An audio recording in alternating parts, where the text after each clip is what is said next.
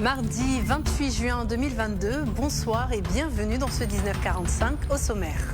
Le Conseil régional du Haut-Sassandra nourrit de grandes ambitions et initie plusieurs actions pour favoriser le développement. Il s'agit notamment de la construction d'écoles, de centres de santé et de routes. Des projets qui s'inscrivent dans le programme triennal 2023-2025 qui a été adopté par les conseillers locaux. Les détails avec Saint-Théodore au Carré et Paul-Emmanuel Coissy. Construction d'infrastructures scolaires et sanitaires, dons de matériel biomédical et réhabilitation des routes. Dans le Haut-Sassandra, tel est le bilan à mi-parcours des actions de développement initiées par le Conseil régional qui s'est réuni pour sa deuxième session ordinaire au titre de l'année 2022. Cette rencontre a permis d'adopter le programme régional 2023-2025, estimé à plus de 7 milliards de francs CFA. Vraiment, nous disons merci à Dieu parce que c'est un collège que nous attendions depuis longtemps, qui est maintenant arrivé, qui est en point d'achèvement. Vraiment, nous disons merci au Seigneur. Et merci au Conseil régional qui a vraiment pensé à nous pour nous bâtir ce édifice très important. Vraiment, c'est la joie dans le cœur de toute la population de Guessabo.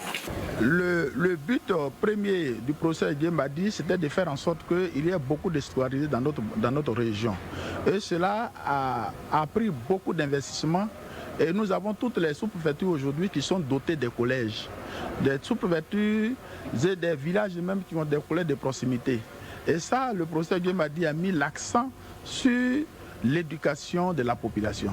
Et nous sommes très fiers de ça parce que, en son temps, moi qui viens de la sous-préfecture de Bédiala, avec l'entrée en 6e, bien, dès que vous finissez le cap de BPC, vous êtes obligé de venir à Daloa.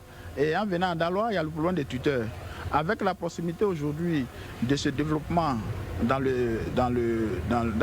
l'éducation, nos parents sont aujourd'hui satisfaits. Il y aura beaucoup de choses à faire, comme vous l'avez noté avec nous. Donc, on compte sur leur détermination. Le seul frein qu'on peut avoir, c'est quelquefois l'insuffisance des moyens pour exécuter ce programme-là.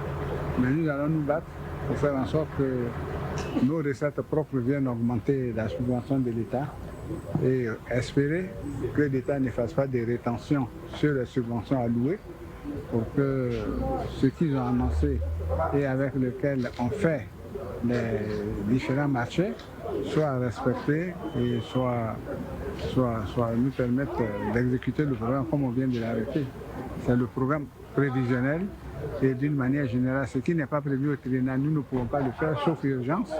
Donc on espère que ce qu'on a arrêté pourra nous permettre d'aller de l'avant. Notons qu'avant cette session, le président du Conseil régional a effectué une tournée dans la région aux fins de s'enquérir de l'état d'avancement des chantiers du collège moderne de Zaïbo, de la maternité de Gautron et du collège moderne de Guessabo.